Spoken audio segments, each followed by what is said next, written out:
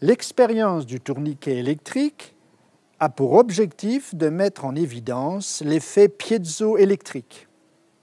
Expérimentalement, l'effet piézoélectrique fut mis au point par le physicien français Pierre Curie et son frère en 1880. En appuyant sur le poussoir de l'allume-gaz, vous créez une différence de potentiel de plusieurs milliers de volts entre deux électrodes, c'est l'effet piézoélectrique. L'une d'elles, accumulant des charges positives, est reliée au cylindre métallique, tandis que l'autre charge négativement l'aiguille recourbée. Le cylindre se trouve déficient en électrons alors que l'aiguille en est excédentaire. Et par effet de pointe, la densité d'électrons libres est particulièrement élevée à la pointe de l'aiguille.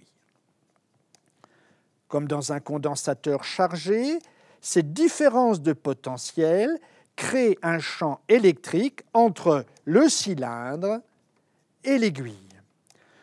Ce champ ionise l'air, les séparant, brisant les molécules en ions chargés positivement ou négativement, et sont alors aptes à faire circuler les électrons.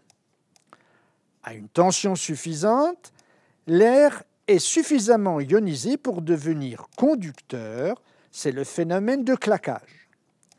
La pointe de l'aiguille éjecte alors ces électrons excédentaires qui vont rejoindre la périphérie. Si leur énergie est assez élevée, leur transit peut s'accompagner d'un effet lumineux, un éclair.